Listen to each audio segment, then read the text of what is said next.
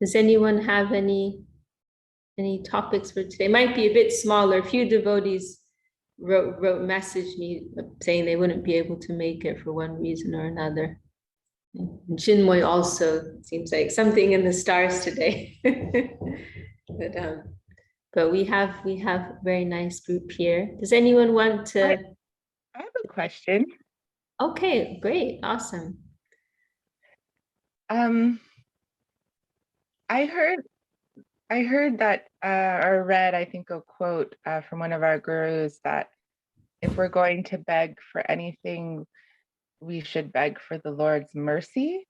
I'm paraphrasing. And I'm curious though, because I don't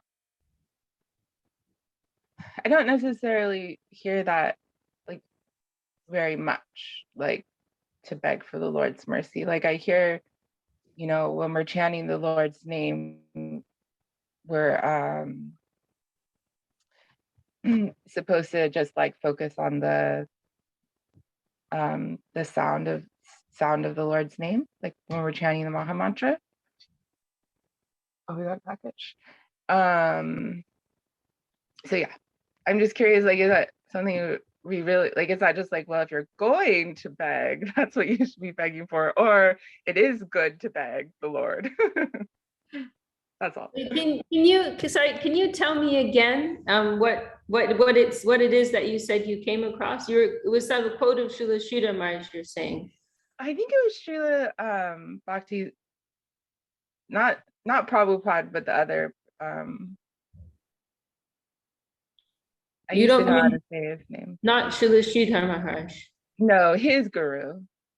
Oh, Srila Bhakti Siddhanta Saraswati Thakur. Bhakti Siddhanta Saraswati Thakur, yes. Yeah, and it was on Facebook. Someone posted the quote saying that if, and I'm paraphrasing, but saying that if we're to beg for anything, we should beg for the Lord's mercy. Okay. And then you're saying you don't feel like you've heard that expressed very much?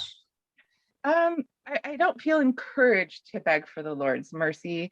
And maybe that is the point of the quote, if you're going to beg, but maybe you don't need to beg in general. Like maybe that's not even the mood we're after. I don't know. And then you also said something about chanting. When we chant, you heard. Oh, chant, to focus on this, just hearing the names, hearing the sound of the names, and not really like thinking too much. Okay. Well, I mean, my feeling and my thinking, from what I've heard and absorbed from Srila Govinda Maharaj and Srila Sridhar Maharaj, is that begging for mercy is our primary activity.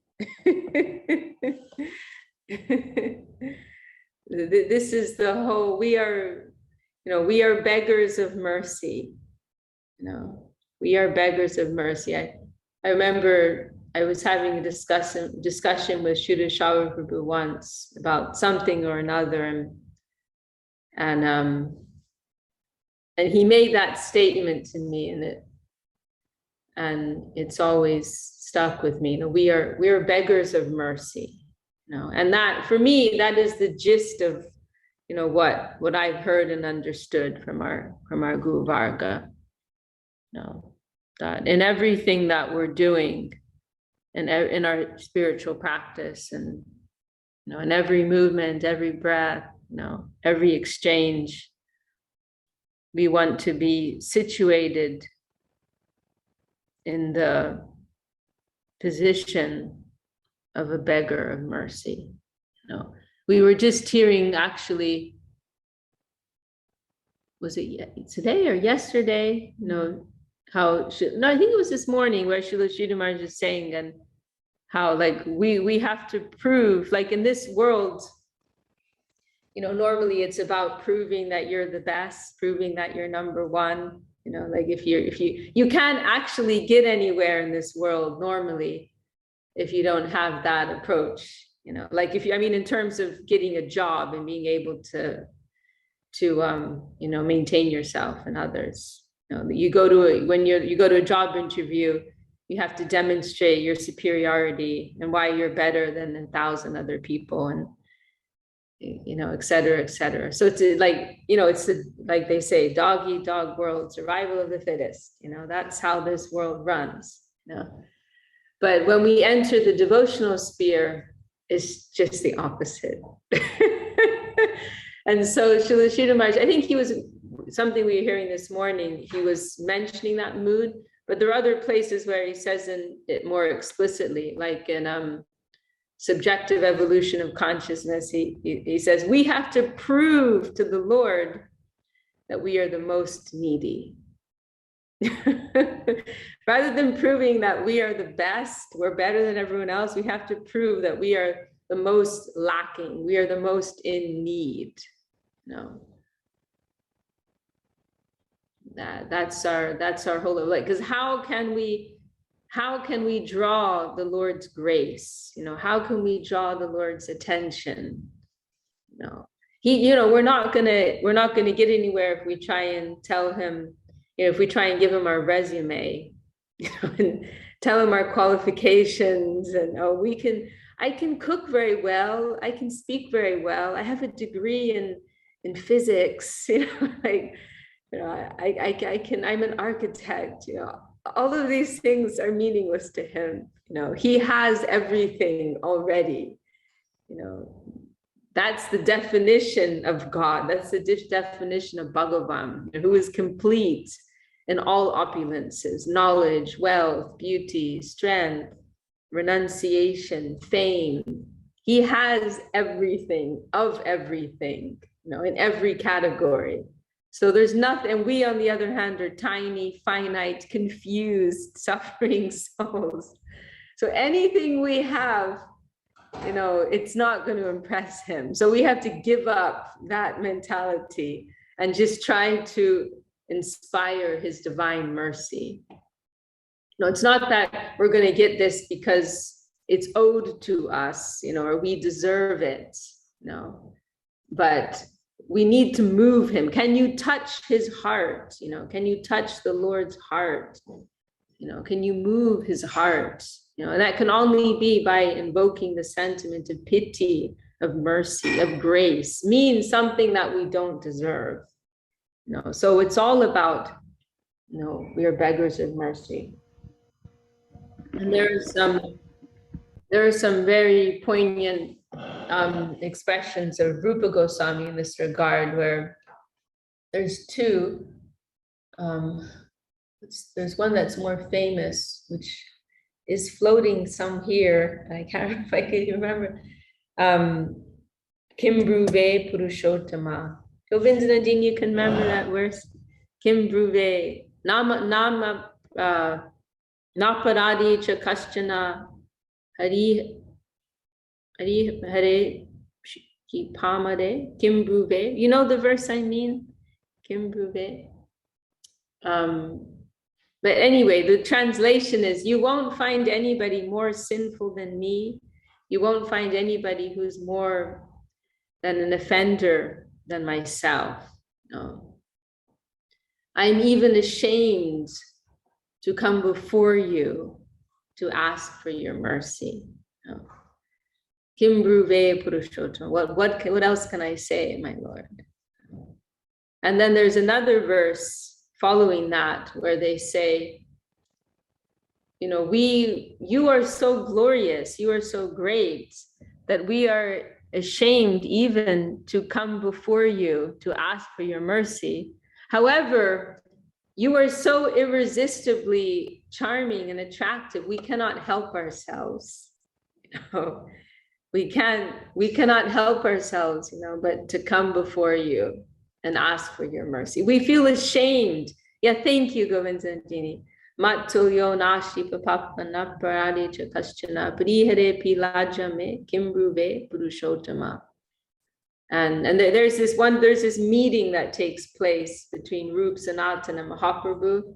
It's described in Chaitanya Charitamrita. And there's that verse, and then there's another one as well, where they express this sentiment, like, we feel ashamed to come before you, but at the same time, we can't help ourselves, because we have nothing, there's nothing else for us to do, and you're so irresistibly attractive, we can't help it.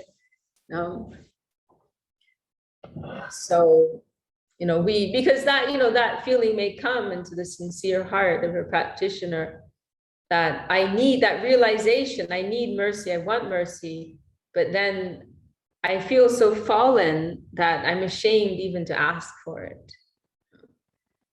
No, I'm not worthy even to be seen by you.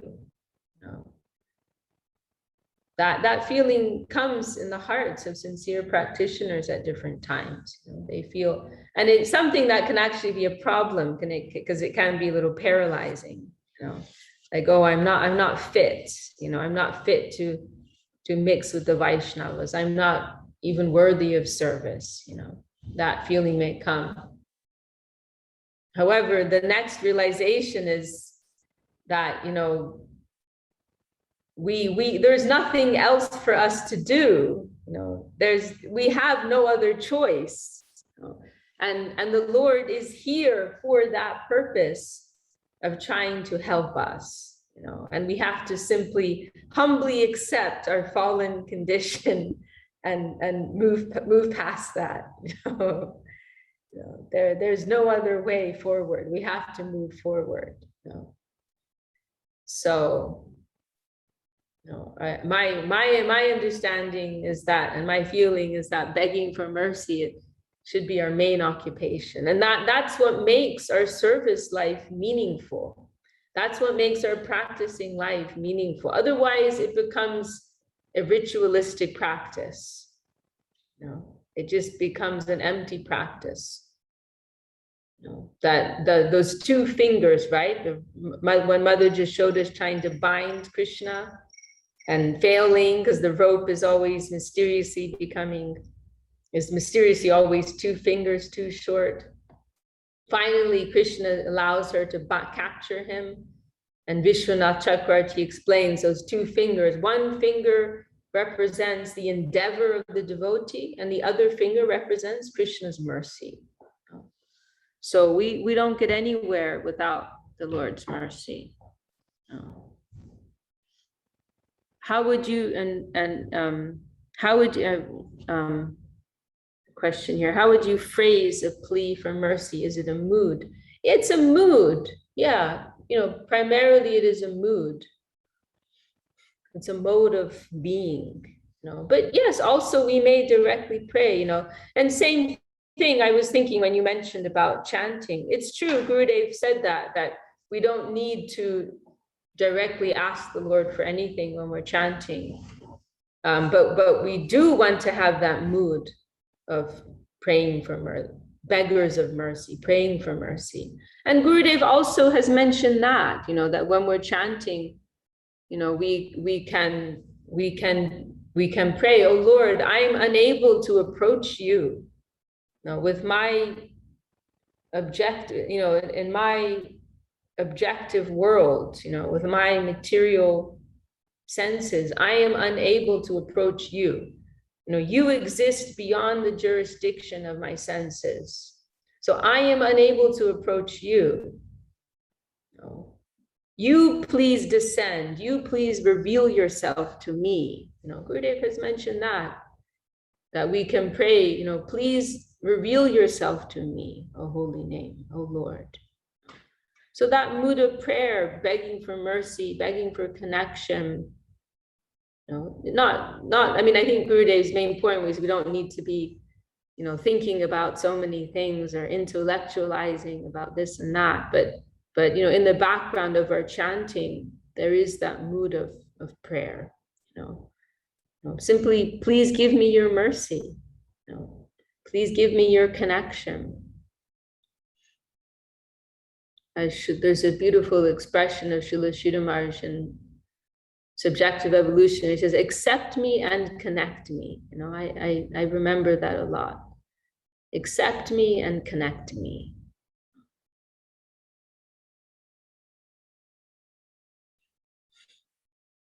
Even, sometimes there may be a type of audacity in the prayer of the devotee.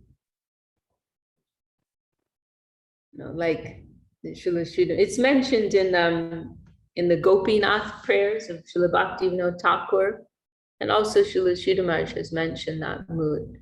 Like I belong to you, I am your property, but you're not taking care of me, or to be more specific in the point here, I don't want your mercy, but you're not giving me mercy. How is this fair?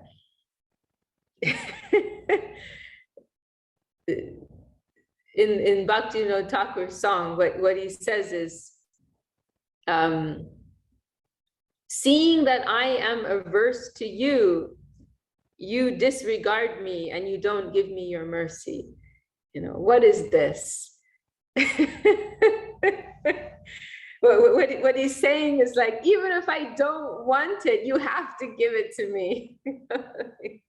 Even if this is like, this is beyond justice, this is higher than justice. And we hear this is what is so special about Nityananda Prabhu, that, Mahaprabhu has some discrimination in who he's distributing this to. At least somebody has to want it, But in the case of Nityananda Prabhu, even if somebody doesn't want it,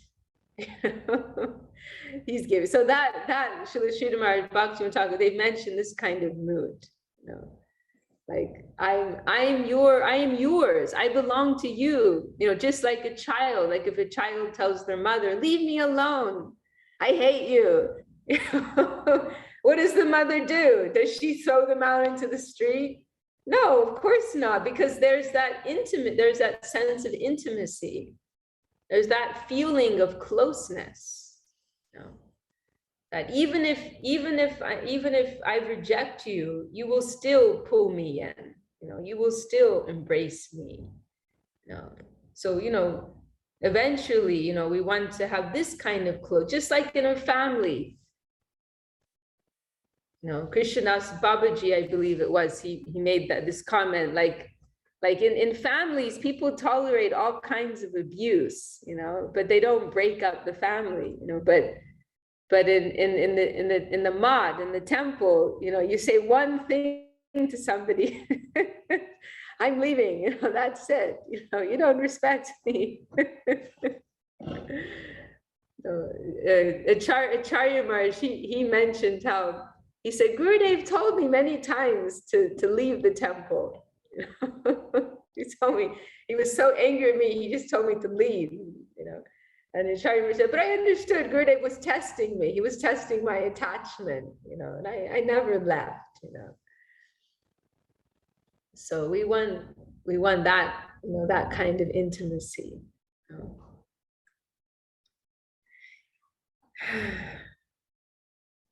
So yeah, I mean, it's a very nice, you think you brought up a very nice point, because that mood is actually what makes all of our endeavors meaningful.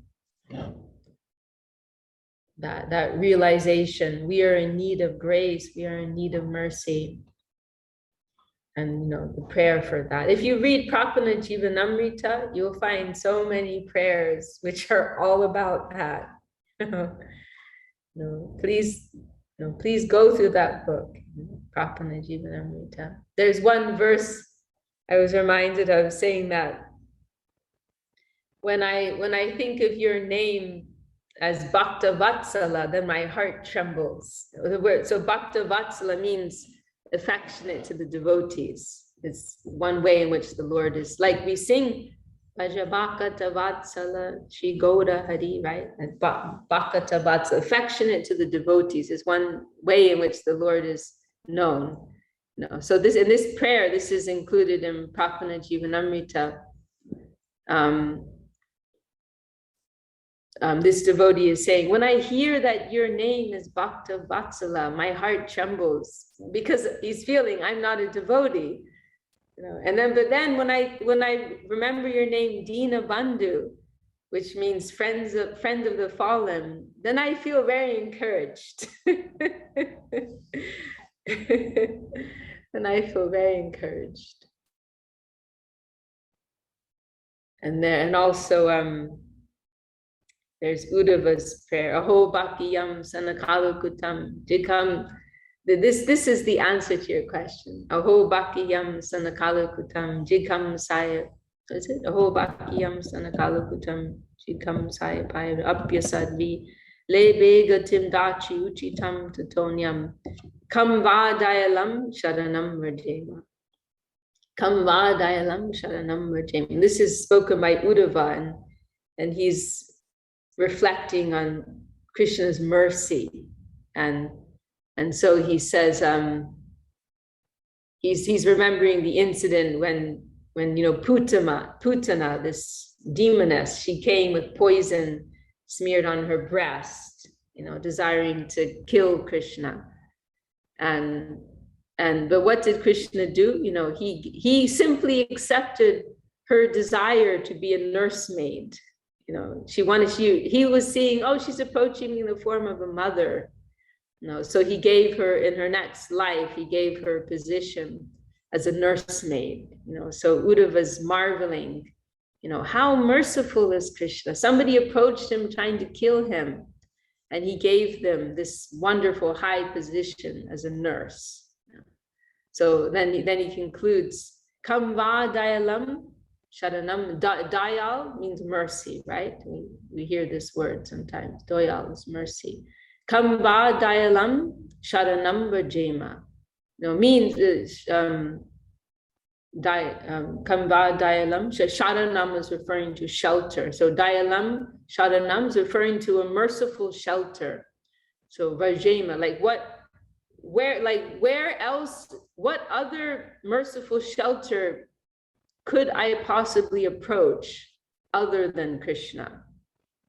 Who could be more merciful than Krishna?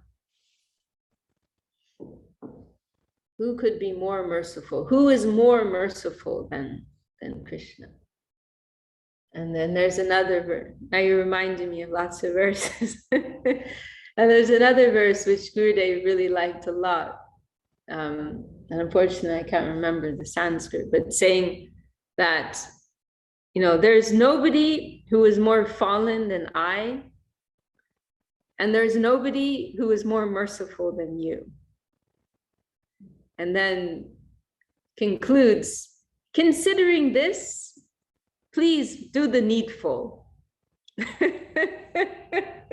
So in this verse, there's no direct plea, there's no direct prayer here. He's simply pointing this devotee, pointing this out. I'm very, very fallen. I'm the most fallen. And your nature, how does it go? Socha. I'm going to try and find that verse. Socha, Parama Karanika. That's how it begins. Here it is. Parama, that's how it begins. Parama Karuniku na bhavat para. And so there's nobody who is more supremely merciful than you. And Shochyatama, there's nobody who is more lamentable than I. I'm just gonna look it up here. Here's chapter 8.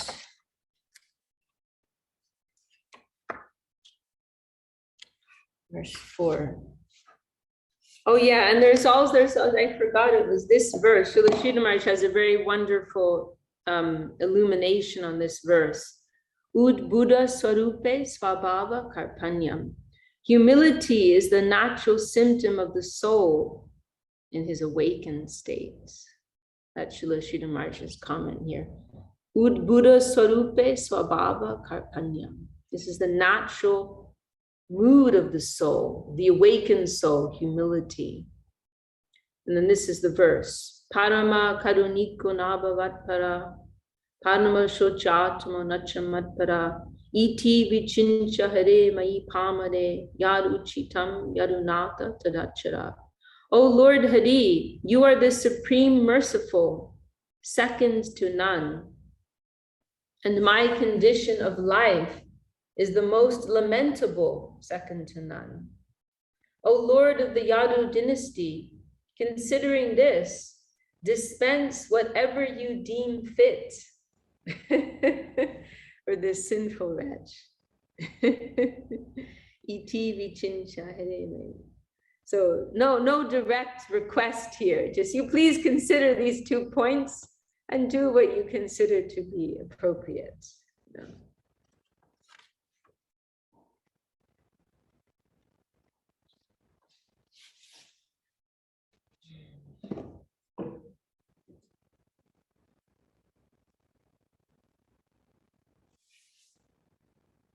Does that answer your question?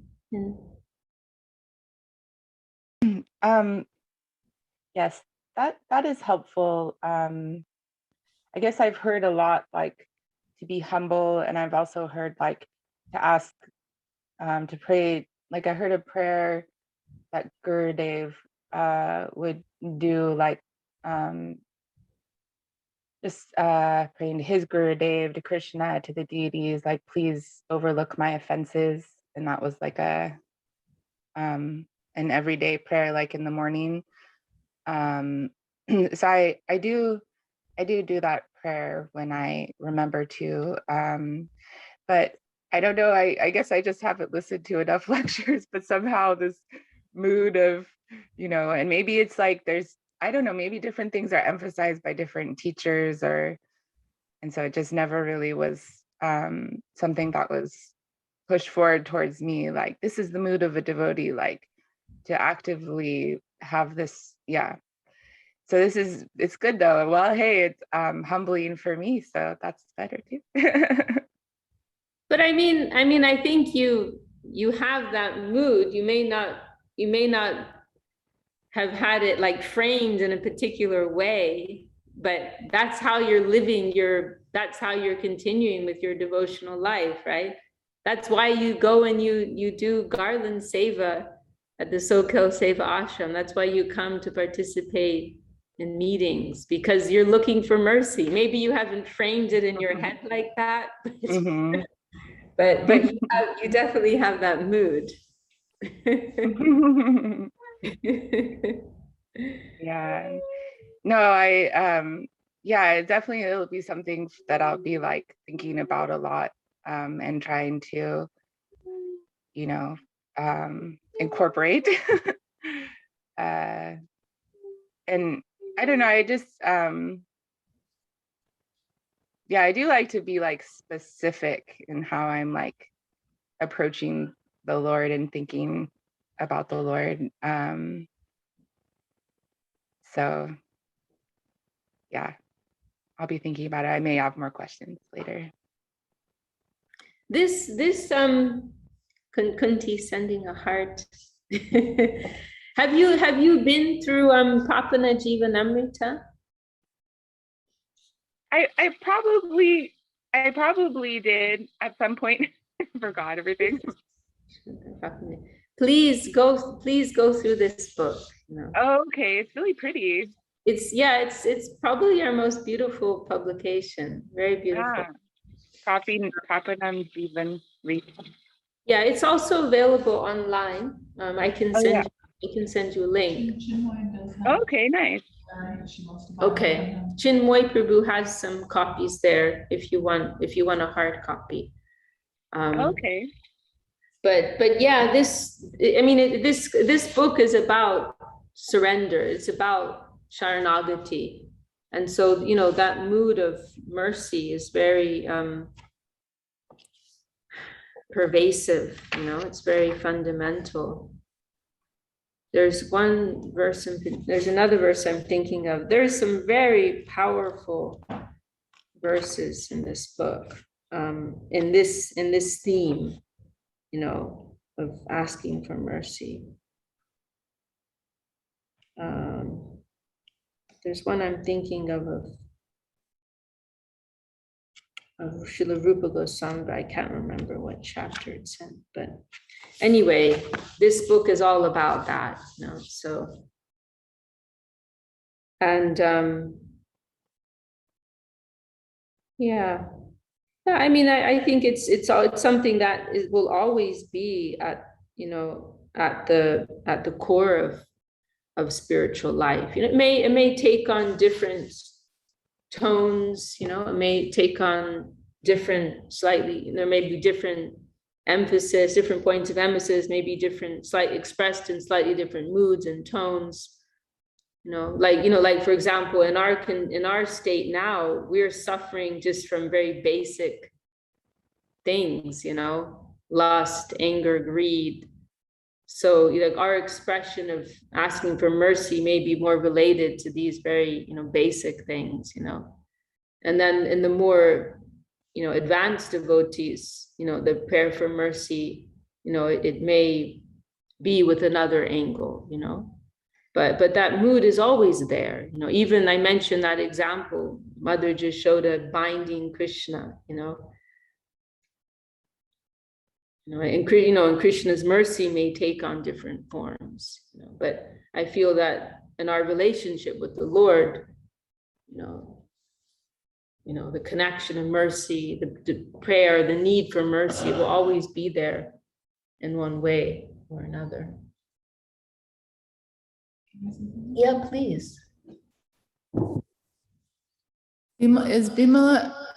Oh my God, sorry. I was just reminding, I think you're still on.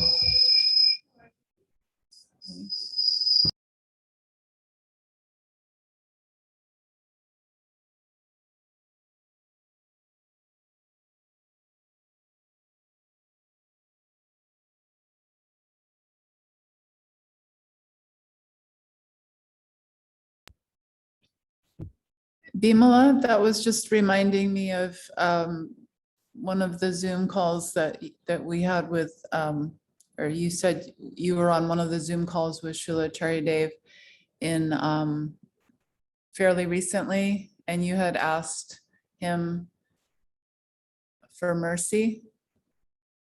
Are you there, Bimala? Can you put your microphone on so we can hear you? Yeah, I finally got through because at that time I was Microphone's learning. Can I put your microphone on maybe? Yeah, isn't it on? Check. Oh, It's on. I hear it nicely, actually, Bimala. That's, I'm not hearing anybody say. yeah. You hearing? Can you Okay, hear I it? can hear you now, Bimala. Sorry. I Yeah. can hear you now. Can you It's, repeat? yeah, it was the time when I really could not work the phone properly and I didn't really know. And so I would always try to get to be able to speak and to be in the air, to be there participating. And finally it worked out. So I was really, my goodness. And I say, yes, Dandavat, Maharaj, Dandavat. And please, could you give mercy? Please send blessing mercy that I can be stronger in the seva, that I can be, yeah, that's the word, strong for the seva. And then he answered, Bimala, mercy is the seva. Mercy is seva. I say, oh my goodness, mercy is seva. We are asking mercy, but the mercy is the seva itself. So that really was very, for me, helped so much, because then it became so clear all the time and saying, yeah, I'm begging for mercy, but Lord is giving me mercy. Here, the proof, I have some seva, some activity. I'm trying to do something with a clean heart to please the Lord. So that is mercy. And another time when I could get through, and again, it was that confusion, nothing worked, then I was in and out, I would go in another page, but finally I could get again.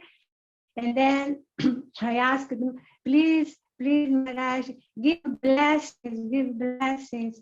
And and then it was very nice that he answered, yes, Bimala, Krishna bless you.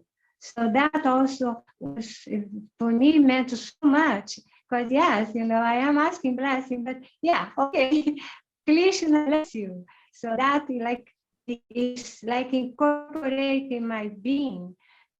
I felt like, yes, this is coming, this is possible. You know, I may not deserve or anything, but it doesn't matter. You just need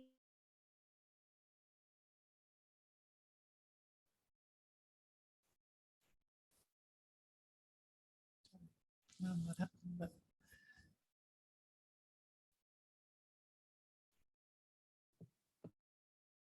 okay. Let's see if I can do. Yeah, I did it. It's not about us deserving mercy, but it's about the kindness of the Lord. He's giving mercy, blessing to us. Oh, Gurudeva and Govinda Maharaj, we always say, just make yourself a recipient. I mean, we are asking, and Gurudeva wants an answer to some devotee. He says, yes, you asking, but I already gave you so much mercy. I already gave it to you mercy. What did you do with that mercy and that blessing? No, what did you do? So, meaning, then Gurudeva say, just make yourself the recipient.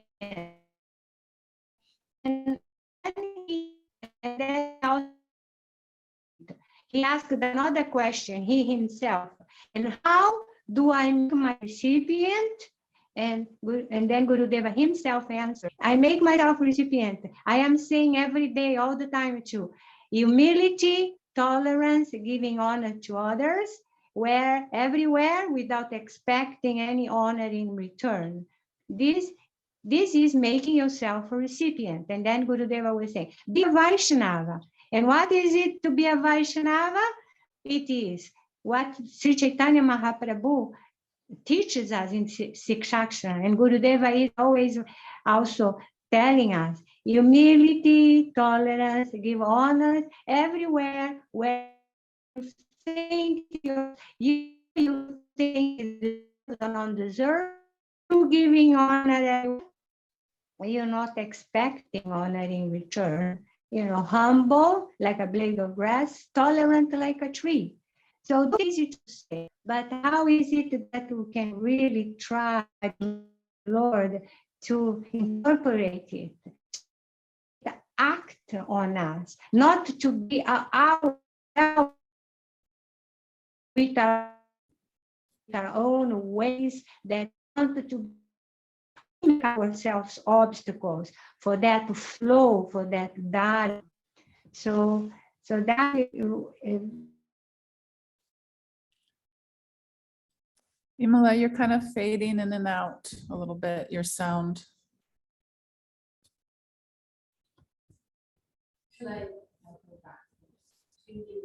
Yeah. Right. Okay. Thank you, Bimala. And Kunti had a comment here. How can I even be a fraction of Bimala? This is also my question.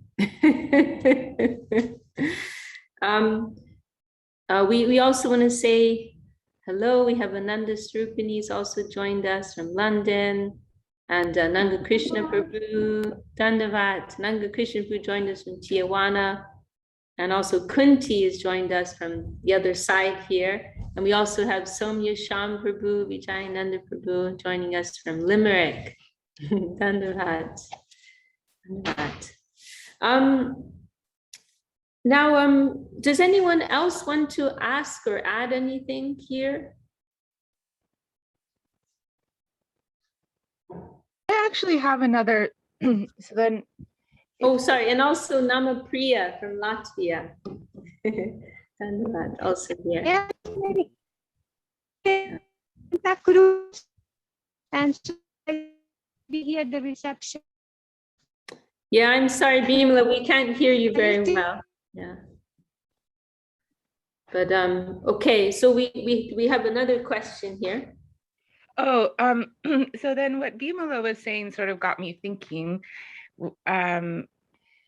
is,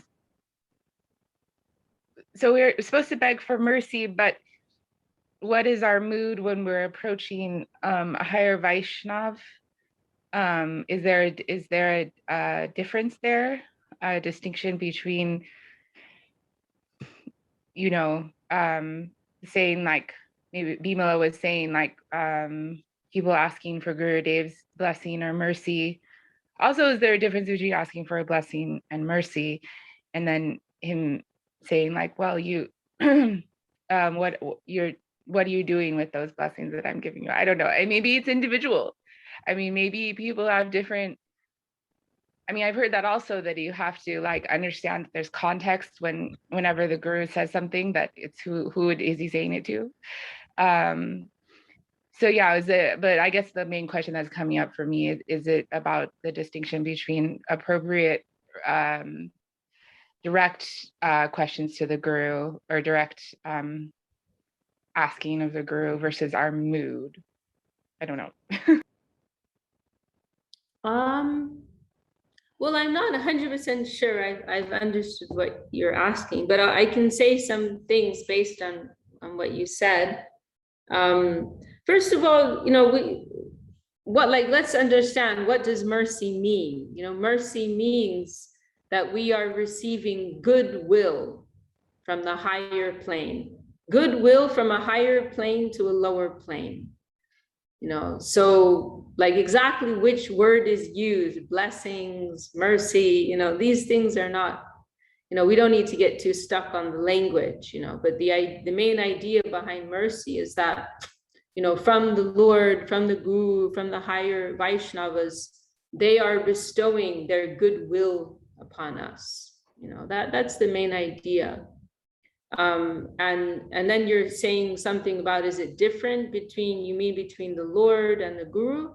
I mean, we are seeing Guru as, we don't have a direct relationship with the Lord, you know, so primarily, you know, our prayer is to Guru and Vaishnava.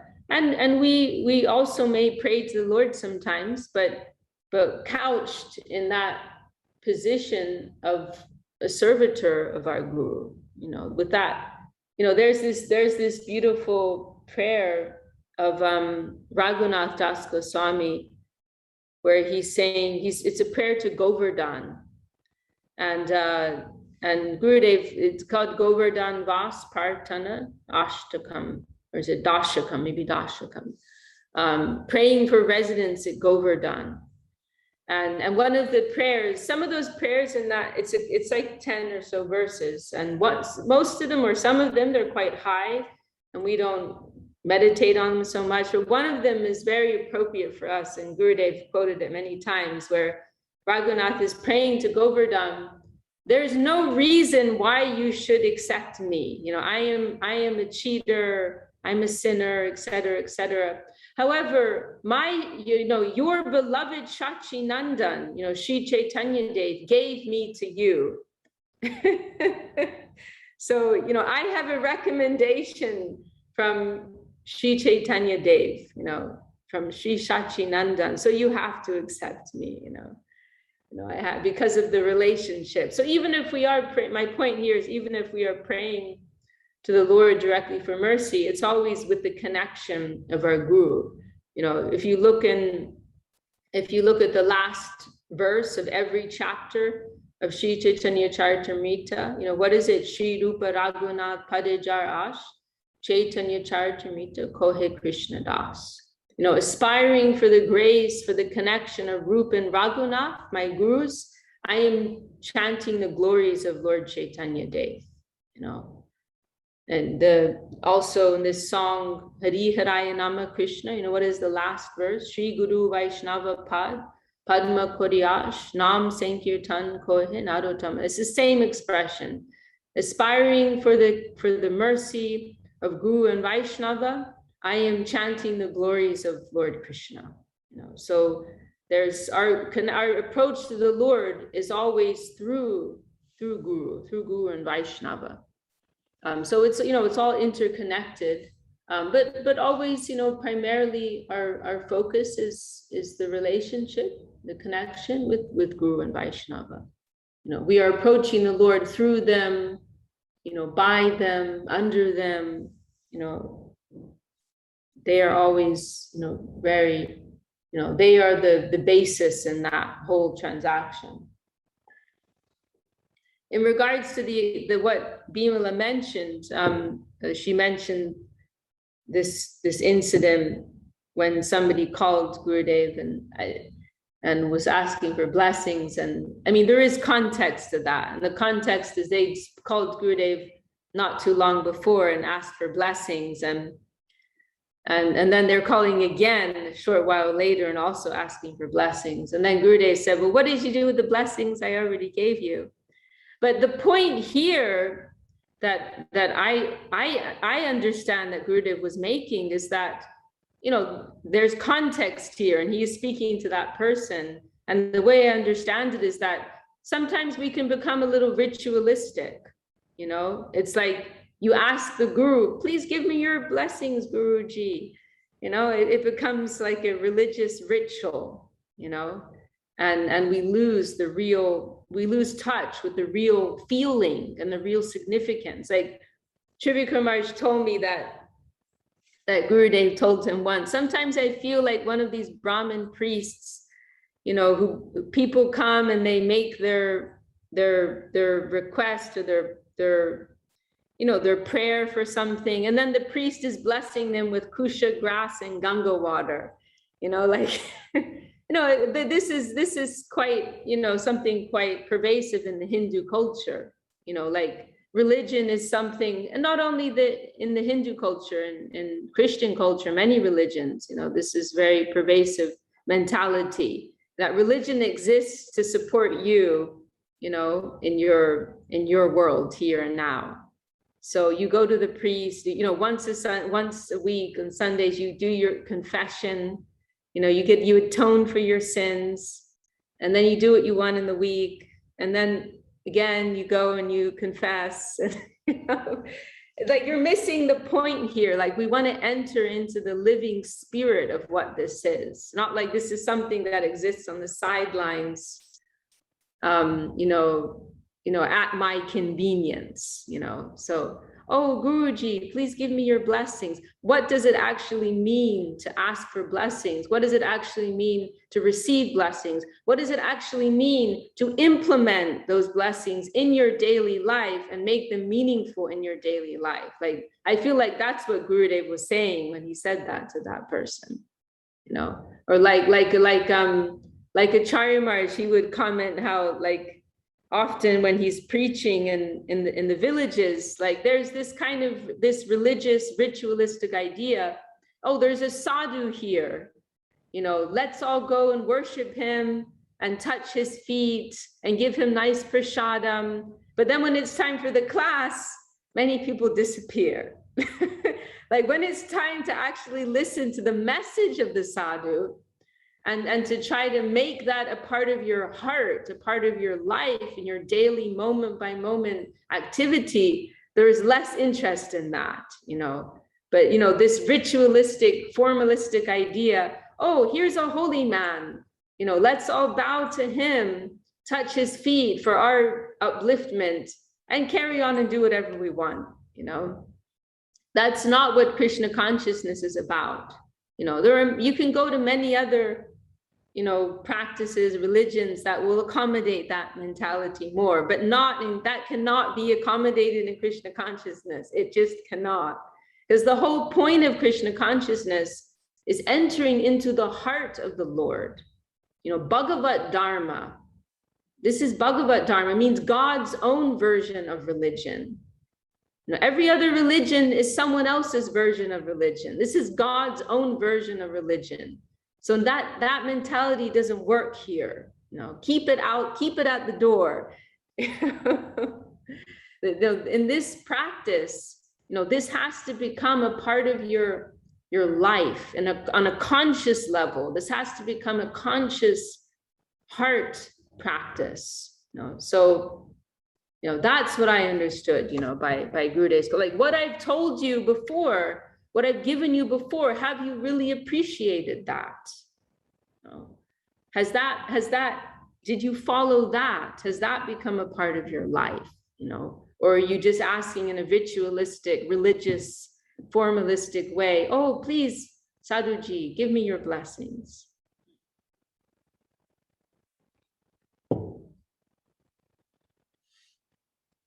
Um, yeah. And then lastly, I wanted to say on this point of asking for mercy, you know, it may not be that it's always phrased exactly like that, but that mood is underpinning everything, you know, approaching the Lord for his mercy. And I was just, I was going through this chapter, embracing the Lord's guardianship, Goptricha Varanam, and Prapana Jivanamrita. And you know, here in particular, this mood is being expressed. There's so many here that we'll just choose one. This is one which I feel is very relevant for the lost souls of this world, like myself at least. So this, this is I thought it was Rupa Goswami. This is Jamuna Acharya. O Lord, spreading darkness in all directions, the clouds of ignorance are constantly raining multifarious calamities. I have lost my way in this storm of material suffering. O infallible Lord, kindly cast your glance upon me. Well, there is another one by Rupa Goswami. I don't know if I can find it right now. This is one of my favorite verses in Prapana Jivanam. This is also Jamuna Acharya. Na dharma nishtosmi na chatma vedi na bhakti mam charanara vinde akinchino nanya gati sharanya tvatpadamulam sharanam prapadye. O supreme refuge, I am not religious. I do not know the nature of the soul, nor have I any devotion for your holy lotus feet. Therefore, I am bereft. I am bereft of all good, and I am bereft of any other shelter. Such as I am, I surrender unto the dust of your lotus feet. Oh, very beautiful. I am not religious, you know, nadarmanishtos. I do not know the nature of the soul, nor have I any devotion, you know, but such as I am, you know, I surrender unto you. Very beautiful. So this is also, you know, this is also a prayer for mercy.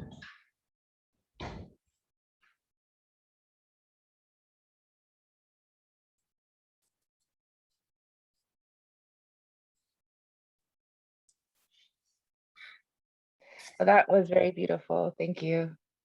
And I'm wondering to myself, and I don't know if I'm taking up too much of this Zoom, but No, it's great. Oh, okay, nice. Like, because I kept thinking, like, well, if I were to pick out like the phrase from the HOT, right? Gurudev had the acronym: humble, obeisance, and tolerance. HOT. Oh, offering honor. Yeah, offering honor. That like I think that was it. Janardhan Maharaj who came up with that. I'm not sure, but Gurudev liked.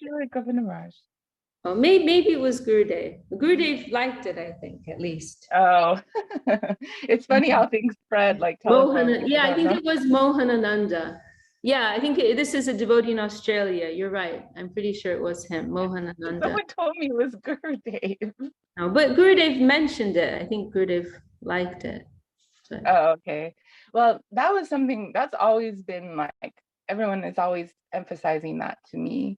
But then I'm thinking like, well, being humble, I guess if you were to like take different like phrases or prayers that we have, like which ones are the ones that are related to sort of like asking for mercy or feeling yourself that you need to be the recipient of mercy is because you're humble, right? Like, and surrendering means that you're also like in need of the Lord's mercy, protection, guidance, because you realize, you know, you realize who you are, which says therefore you're humble, so therefore your prayers are all couched in that mood that you do need something from the Lord, because you're not like on your own, you don't have that power, that position. Yeah, and actually that, I mean, that's a point I was thinking to mention too, that, you know, we are babies, you know, so there is that need, you know, but what we're asking, we're not asking for anything for our gain within this world. We are asking for help so that we can become, you know, better servitors. We can become better devotees. It's not outside of that sphere, you know. So yeah, I understand. I think maybe that's where your whole question was coming from in the first place. Like there's that idea we're not meant to ask for anything. So then how can we ask for mercy? But the idea more is that we don't want to ask for anything in terms of any material gain, you know, or for our selfish interest. And you could say there's a type of selfishness in this, and perhaps that's okay to see it like that. But more to the point, I feel we are trying to be situated in our natural condition. So you could call that selfishness or not, you know, like we are trying to be reinstated. We are trying to situate ourselves, you know, as we should be, you know. You know, like we're trying to situate ourselves in a normal consciousness. No, or you could say like we're sick and we're trying to be healthy. No. So that is acceptable. You know, it's not that we're asking for some type of self-aggrandizement or, you know, personal gain in the ordinary sense. No, but we want to be situated within the organic whole. You know, we want to be, you know, we want to connect with reality. We want to be a healthy, cooperating organism within the organic whole.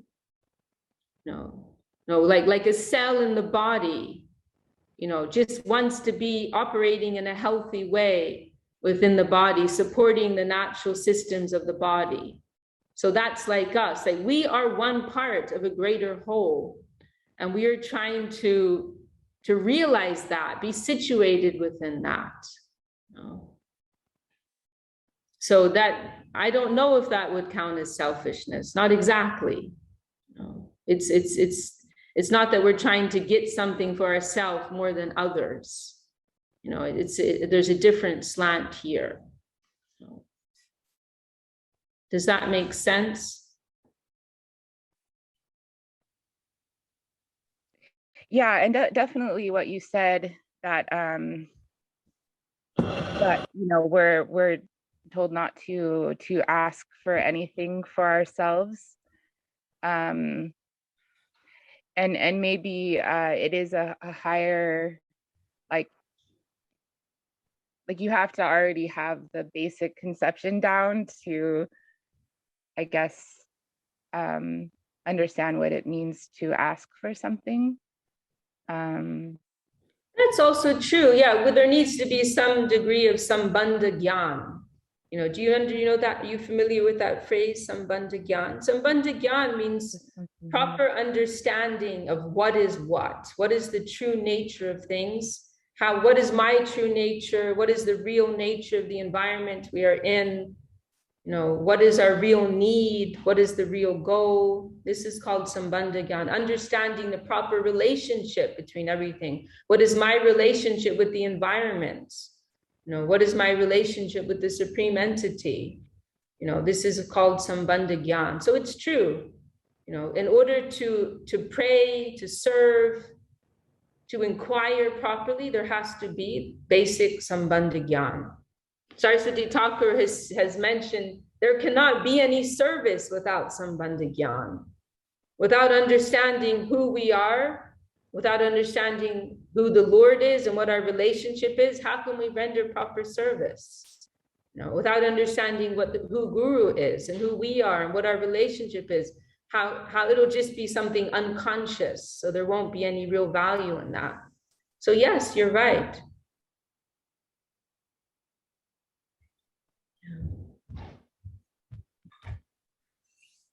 Okay, well, maybe we'll pause there for today. Really, really nice discussion.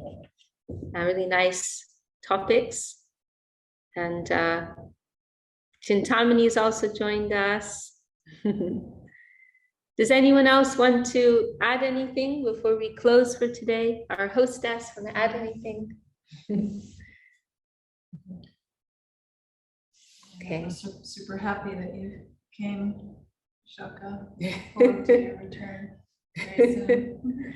Very happy you brought me here, and so inspired to see Brajamohini's, preaching here, bringing in the city of Austin, giving everyone connection. And also we have Amrita here, who's leaving. We're very sad because she's leaving us today. Yeah. And she's just been awesome, like just constantly serving and always has a smile and always asking what can I do, and very friendly and very mellow, very gentle, and really, really wonderful to have her with us. Okay, we'll close there for today. Look forward to next week. Jai Shri Bhakti Sundar Govinda Dev Goswami Maharaj ki Jai, Vaishnava Vrinda ki Jai, Shri Hari Nam Sankirtan ki Jai. Jai Gaur Thank you. Thank you, Shri everyone. Vishakha Devi ki Jai. Hare Krishna. Nice.